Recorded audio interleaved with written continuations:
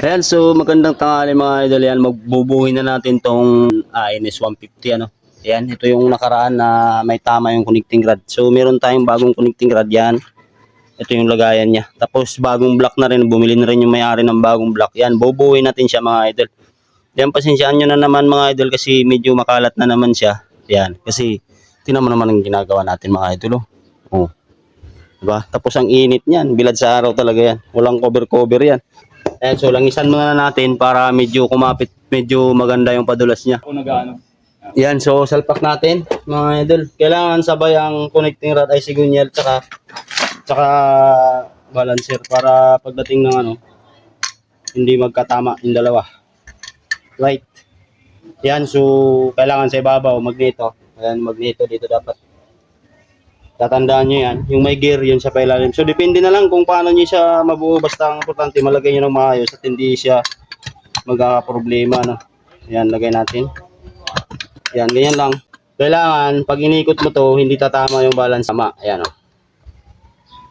Okay. Tapos, yung balancer nga pala mga idol ay may lock yan. May stopper yan, yung bearing ito. Baka makalimutan. Ito yung madalas kong nakikita na pagkatapos overhaul no, may natirang ganito. Ito. So delikado kasi once na kumalas yung balancer, uuntog siya sa sigunyal at maaaring mawasak ang motor mo. Yan, so ilagay natin.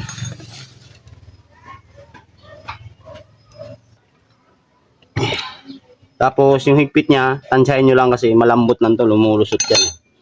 Yan, so nilagay na natin siya. Okay, tapos langis na naman, taka natin.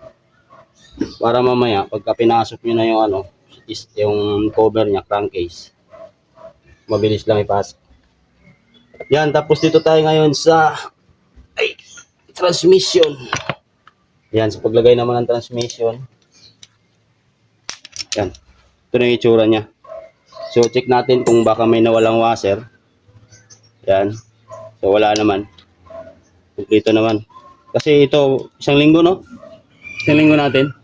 Isang linggo na natin to. Kasi isang linggo na namin to naghihiwalay-hiwalay na dyan. Hinahanap na namin yung iba. Chinik ko lang kung may kulang. So, wala naman siyang kulang. Kumplito naman lahat, no? Yan, no? So, sa paglagay naman, check muna natin itong isa pala. Baka nawala din yung washer. Yan, meron naman. May share clip yan. Yan, so ilagay na natin yung transmission niya. Mga idol, no? Ilagay na natin. Para... So, huwag yung kakalimutan, may mga washer yan. Yung makapal nandito sa kabila, sa output shop. Yung medyo manipis ay yung sa input shop niya. So, ilagay natin siya.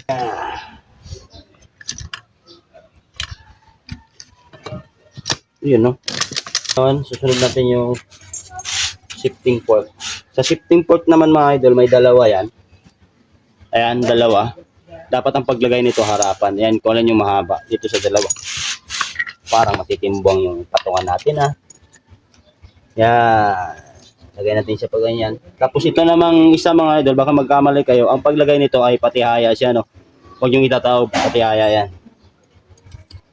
Yan lang yan. Tapos lagay niyo itong shift drum.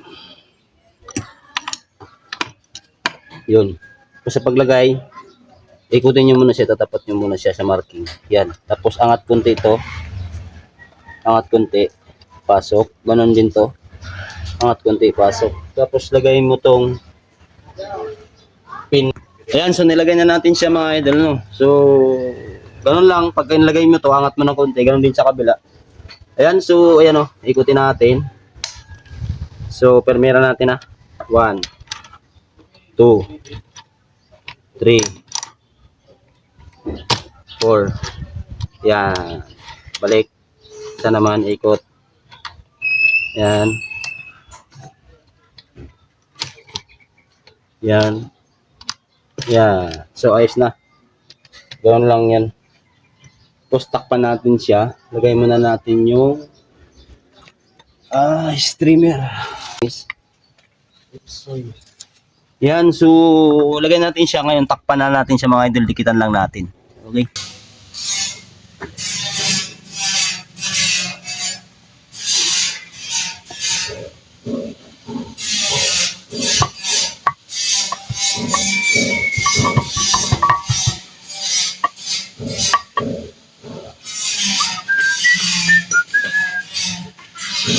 Yan,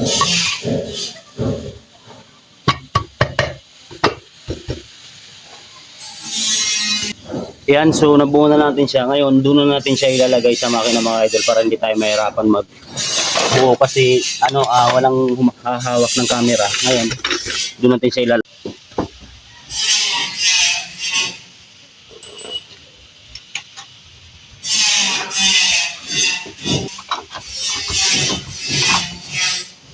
Nito naman, mabilis lang to. Lagay nyo yung kunya. Ayan, lagay nyo lang yung kunya. Tapos, yung bindix muna, yung gear. Ayan o.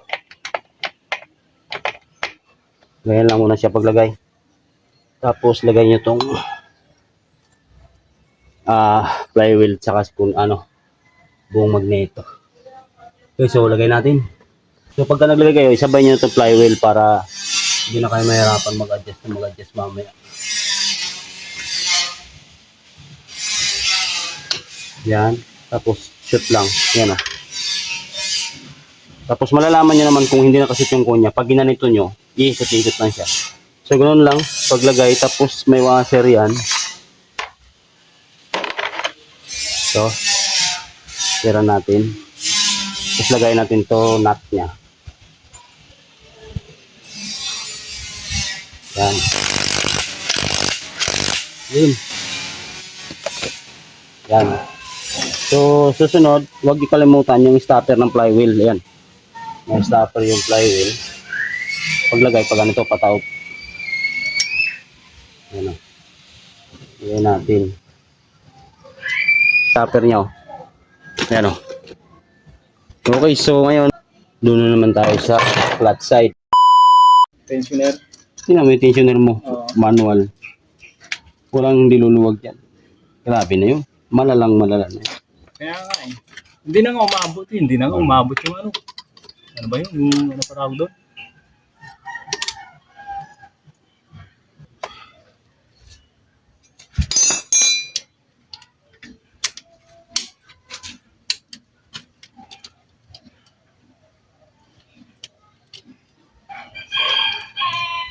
Patay.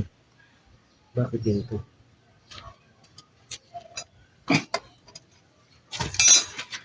Lagyan natin tong kunya. Isa pa. Yun. Maraming timing yan.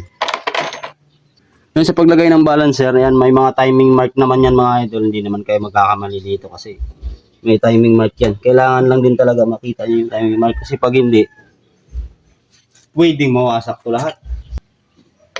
Yun. Yan, yung timing mark nito, timing mark din dito. Pagtapatin nyo lang yan, ipasok nyo. Yun. Tapos naka-TDC, Yan. Tapos yung maliit na to para sa clutch housing gear. Lagay natin. Tapos meron yan siyang medyo makapal na washer, mga idol. Yung isa. Yun, ito. Ito, tsaka ito. Dalawa yan, magkapatong. Dito yan. Tapos, castle nut na. Yun. Yan. Yan, tapos higpitan na lang muna natin bago natin ilagay yung clutch housing. Yan, naka-TDC siya. Ibig sabihin yung top dead center. Yan, naka-top dead center. Malabo yung T. Tapos ito, timing mark. Tapos ilagay natin ngayon yung kick muna mga idol, no? Ito, kick starter. So sa paglagay naman ng kick starter, yan, marami nagkakamali dito. Ang madalas na nawawasak ito, yung gilid kasi pagka kinik mo siya, itong stopper na to buwabangga dito pagka once na mali yung pagkalagay nyo. Yan, so bago nyo isalpak, may manipis yan na washer. Ayan, washer. Lagay natin. Yan. Tapos gagamitin nyo lang yung kick starter nyo para hindi kayo mahirapan. Kicker. Yan. So, sabit nyo muna siya dito. Yan. Tapos, huwag nyo muna siya i-day ng gusto para hindi siya kumapit sa gear. Kasi pag kumapit dun sa gear sa ilalim, pangit. Papitin nyo muna to. Tapos, i-twist nyo siya. Yan. Tapos, hanapin nyo na mashoot yung pinaka-gear niya. Yun. Tapos, bitaw. Yun na yun. Ayan. O, kailangan sumabit siya dito. Yan. Tapos, sundan natin yung clutch housing. So sa clutch housing naman, yan, bushing. Tapos yung makapal na washer, ayun, magkaiba to eh. Itong makapal, dito yan. Itong manipis, dito to sa likod ng clutch hub at saka clutch wheel. Yan, lagay natin yung bushing. Tapos yung clutch housing, ilagay natin. Yan. Tapos salpak nyo yung tinatawag na oil pump gear. Yan, sunog na to ah. Ganito ang kakalabasan pagka paiba-iba ng gamit na langis oh. Hindi siya dilaw, kulay brown. Lagay natin tong oil pump gear niya. Yan, ganun lang paglagay niyan. Oil pump gear, tapos suksok nyo tong clutch housing. Yan, galaw-galawin nyo lang yung oil pump gear. Tapos pasok na yan. Yun oh. Tapos ito, lagay nyo to dito. Dito yan, nakalagay yung washer na medyo manipis. Kasi pag yung makapal, doon yun sa bushing, sa likod. Tapos sunod na natin tong clutch hub, clutch wheel. Yan, pinagsama-sama na kasi natin tong clutch lining. Yan. Matagal siyang na-stock. Yan, tapos yung nut ay yung washer din. Tapos castle nut. Yung pahigpit nito mga idol ay paluwag.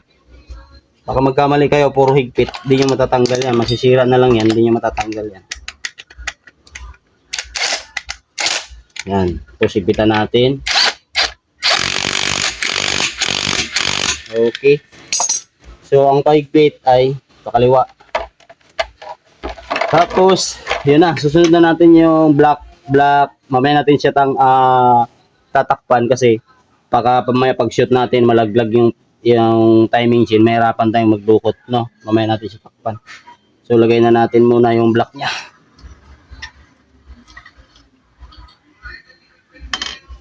Okay, lagay natin yung block.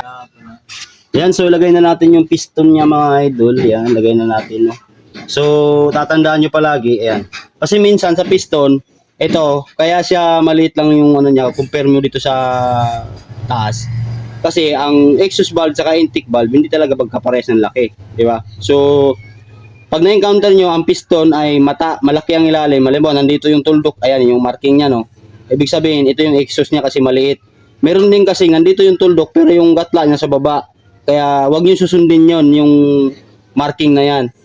Ang susundin niyo palagi mga idol itong gatla ng piston kasi ang exhaust valve maliit yung barbula, di ba? Compare mo sa malaki sa intake niya ay malaki. Kasi minsan nagkakaproblema din dito pagdating sa piston. Meron kasi dito tinatawag na factory defect. Marami ko na encounter lalo na sa mga NS160, no, NS160. Nandito yung tuldok pero ang gatla niya ay pang intake. Kaya ang ginagawa ko binabaliktad ko siya kahit nakataas to. Kasi makikita niyo naman yan eh. Maliit ang exhaust, malaki ang ano. Lagay natin. Na natin yung block niya. Paglagay ng block, shoot nyo muna yung guide. Tapos dahan-dahan lang din sa paglagay ng ng ring kasi posibleng ma-deform to eh.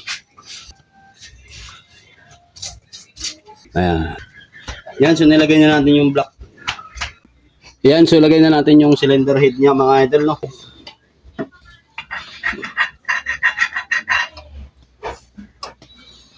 Yun, no.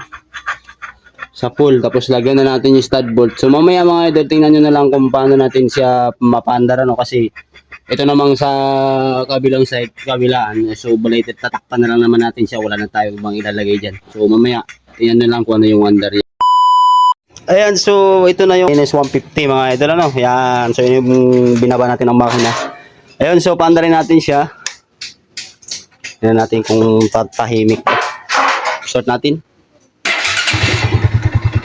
Uy! Ganda ng andar, oh. Kick natin, kick.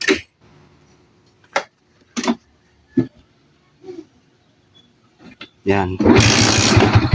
Wala. Tag-isang sipa na lang.